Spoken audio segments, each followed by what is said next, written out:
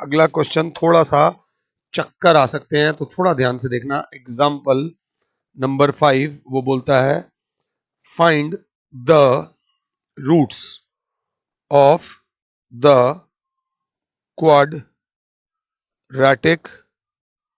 Equation. अगर हम सही जा रहे हैं तो 3x² माइनस 2√6x, रूट जो है वो सिर्फ 6 के ऊपर है, कहीं कंफ्यूज ना हो जाओ, +2 इज इक्वल्स टू 0। अच्छा क्वेश्चन है, अगर आप ये कर सकते हो ना तो आपका मैथ्स अच्छा है, मतलब अच्छा मैथ्स है। मैं कोशिश करूंगा आपको ये क्वेश्चन दो तरीके से कराने की। देखते हैं।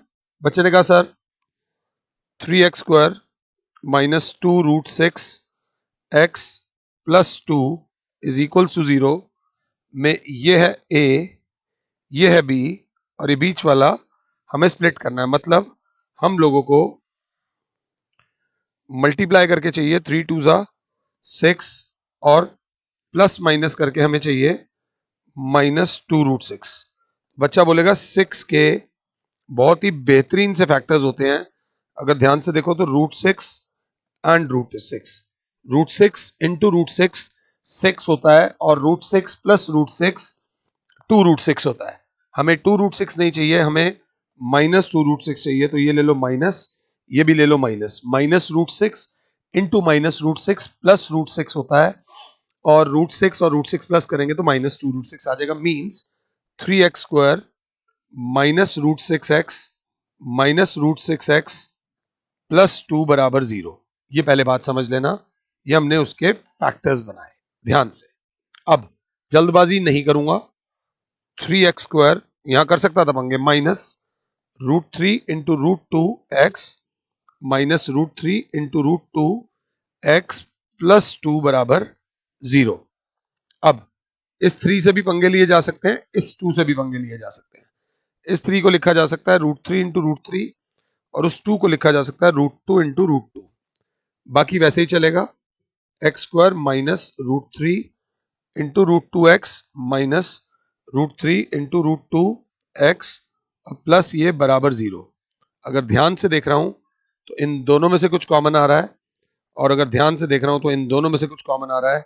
ये माइनस के साइन को ध्यान से देख लेना, this is not important, this is very very important. थोड़ा सा ध्यान से देखना।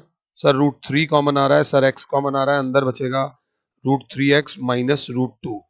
सर माइनस का साइन कॉमन आ रहा है, √3 कॉमन आ रहा है, और √3 नहीं √2 कॉमन आ रहा है, √2 कॉमन आ रहा है, तो अंदर माइनस वाला प्लस हो जाएगा, √3x और प्लस वाला माइनस, माइनस √2 बराबर 0।